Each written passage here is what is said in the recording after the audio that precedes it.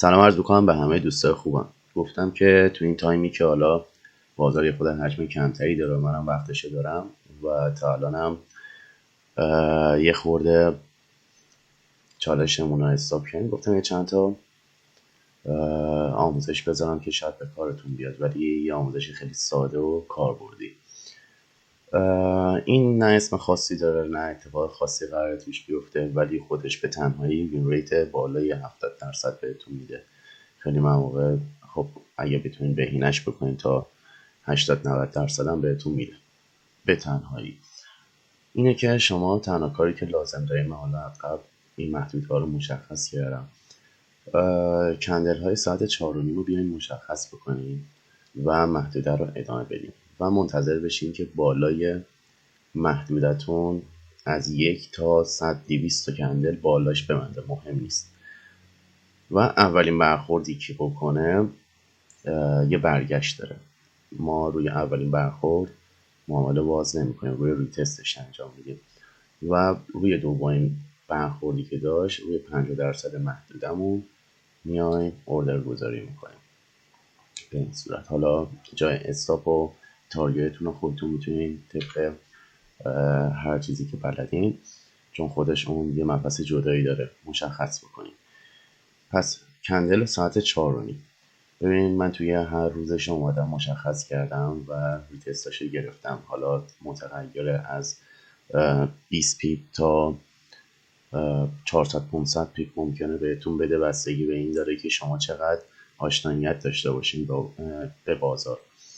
توی تایم فریم 15 دقیقه میذارین و کندل ساعت 4:30 16:30 رو مشخص میکنین و محدوده رو ادامه میدین و منتظر میشین که بالای این محدوده کندل بسته بشه. حالا میگم از یک کندل ممکنه تا 100 تا کندل. و وقتی برخورد کرد دوباره منتظر میشین که بالاش کندل میبنده روی دومیش. حالا ببینین اینجا خب نزدیک 30 پیپ بهتون میده، جای دیگه خب نزدیک میگم مثلا 80 پیپ، 100 پیپ، 200 پیپ، بستگی داره. نمیگم استاپ میخورین، ولی خب خیلی درصدش کمه. بستگی داره که چجوری خودتون معاملاتتون رو هندل بکنید.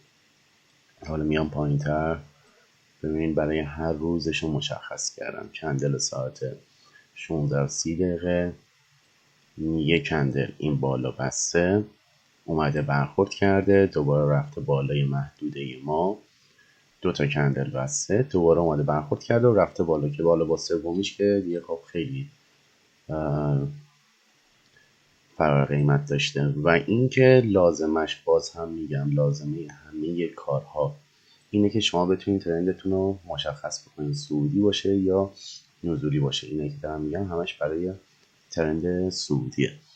حالا برعکسش هم همین دیگه، واسه ترند نزولی شما باید وایسین که زیر محدودتون یه بار ببنده کندلاشو، بیاد برخورد کنه، رو دومین برخوردش شما سلو بگیرید.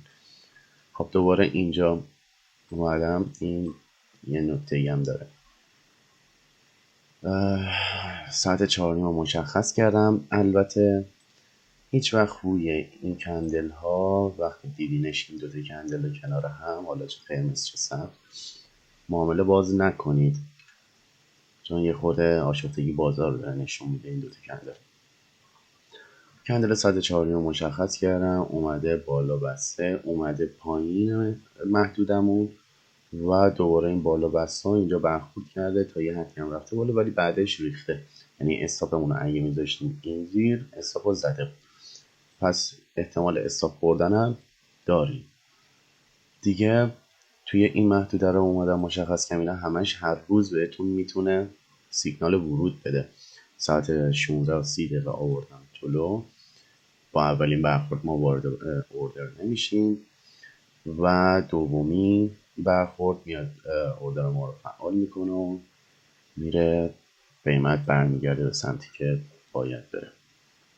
و حالا اینجا که هنوز فقط برخورد اینجا هم مشخص کردم ساعت 4:30 اومده بهش برخورد نکرده، اینجا برخورد کرده ریخته، دوباره اومده بالا، بار دوم توی محدوده ما واکنش نشون داده و دوباره به سمت بالا حرکت کرد. و خب نمونه های خیلی زیادی هست، چون هر روز شما میتونین ازش سیگنال ورود بگیرین و استفاده بکنید. ببینید من هر جا رو که کشیدم این اتفاق براش افتاده. حالا ببینید مثلا اینجا بار اول خورده، بار دوم اومده شیپونده و رفته بالا. خب اینم جزء استاپشه. ولی خب خودش به تنهایی و روی طلا، من نکته‌ای که باید بگم، و روی طلا کار میکنه.